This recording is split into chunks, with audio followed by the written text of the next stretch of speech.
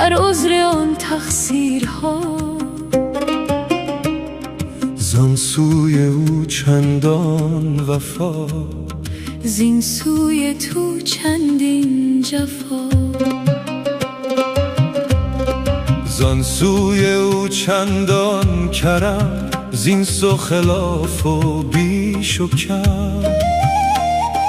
زان سوی او چندان نعم، زین سوی تو چندین خطا.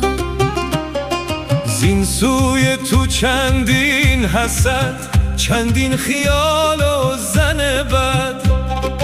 زان سوی او چندان کشش، چندان چشش چندان عطا.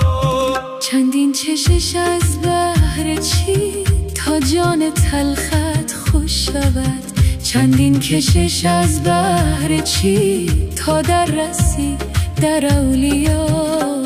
از بد پشیمان میشوی، الله گویان میشوی، آن دم تو را او میکشد. تا وارهاند مر تو را. از جرم ترسان میشوی و از چاره پرسان میشوی. آن لحظه ترساننده را با خود نمیبینی چرا؟ گر چشم تو بربست او، چون مهره‌ای در دست او. گاهی به غلطانت چنین، گاهی ببازد در هوا. گاهی نهد در تب تو سودای سیم و زر و زن. گاهی نهد در جان تو نور خیال مصطفی.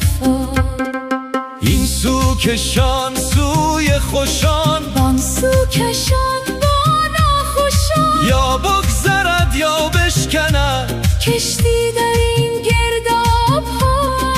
چندان دعا کن در نهان، چندان بنالن در شبان.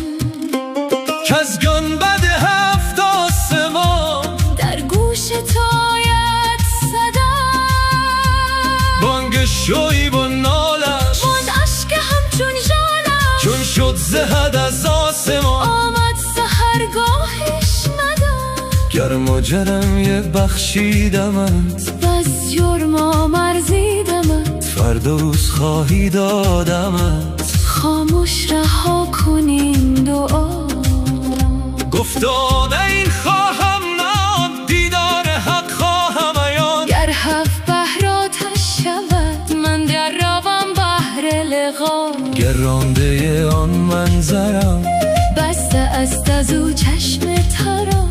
من در جحیم و ولیاترم. جنت نشاید مرمرا.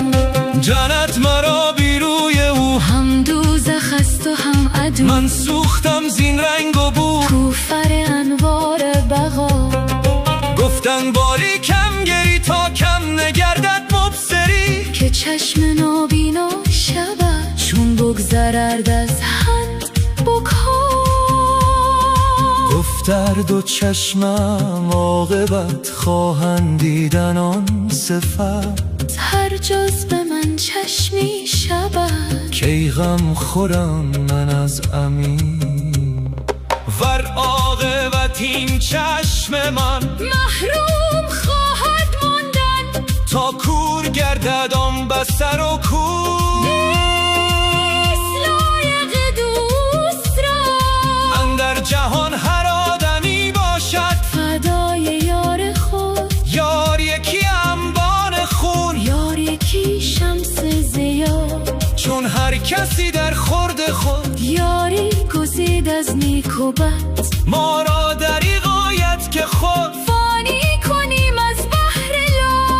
روزی یکی همراه شو با بایزیدن در رهی. پس بایزیدش گفت چه پیش گزیدی ای دغا.